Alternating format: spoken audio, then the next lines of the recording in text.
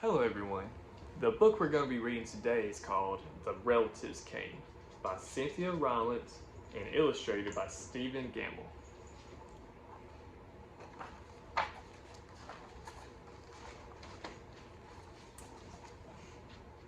It was in the summer of the year when the relatives came. They came up from Virginia. They left when the grapes were nearly purple enough to pick, but not quite. Can you think of a time when you might have went on a trip to visit family? Hmm.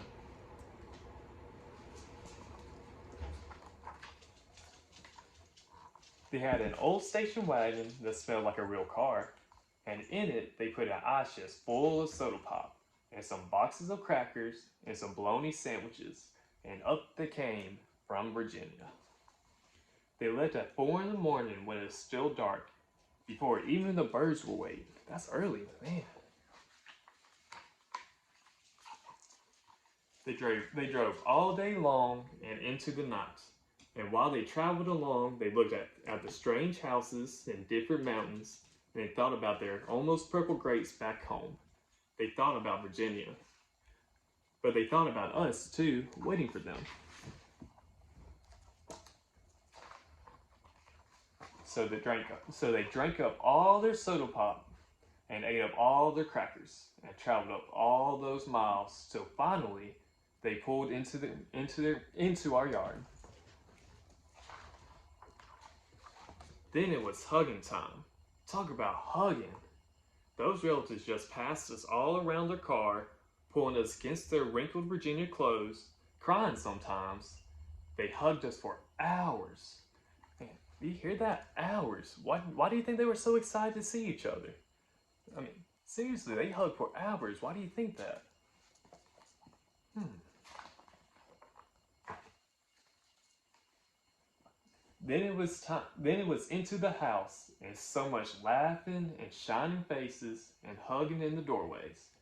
You'd have to go through at least 4 different hugs to get from the kitchen to the front room. Those relatives. And finally, after a big supper 2 or 3 times around until we all got a turn at the table, there was quiet talk, and we were in 2s and 3s through the house. The relatives weren't particular about beds, which was good since there weren't any extras. So a few squeezed in with us and the rest slept on the floor. Some with their arms thrown over the closest person, or some with an arm across one person and a leg across another. So, after reading that, I want you, can you use your imagination to describe what you think that scene would look like? Not how it's written here, I want you to describe how you think it would look.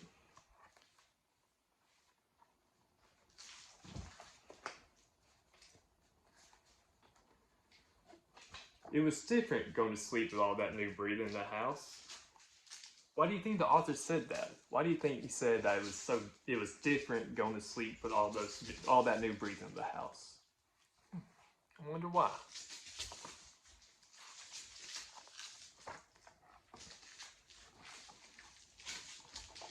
The relatives stayed for weeks and weeks. They helped us tend the garden and they fixed any broken things they could find.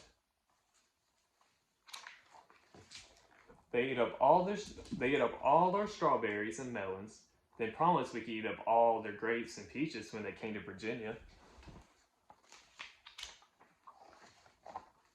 But none of us thought about Virginia very much. We were so busy hugging and eating and breathing together.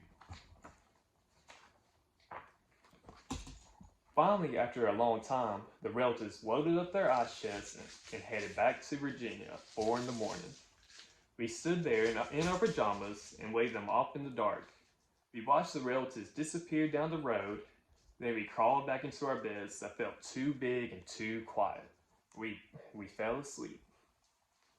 Why do you think the author said that the beds felt too big and too quiet after the relatives left?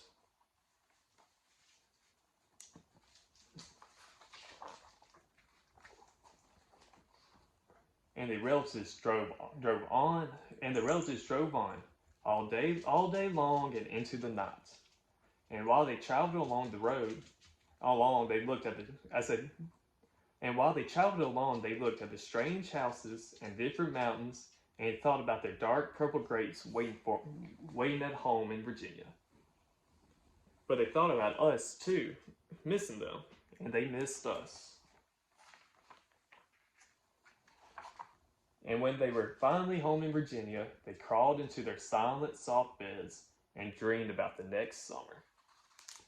So, after reading that story, do you think the story would have been different if the family they visited came to Virginia instead of them visiting from Virginia? I don't know. I don't know how much different that would be. What do you guys think?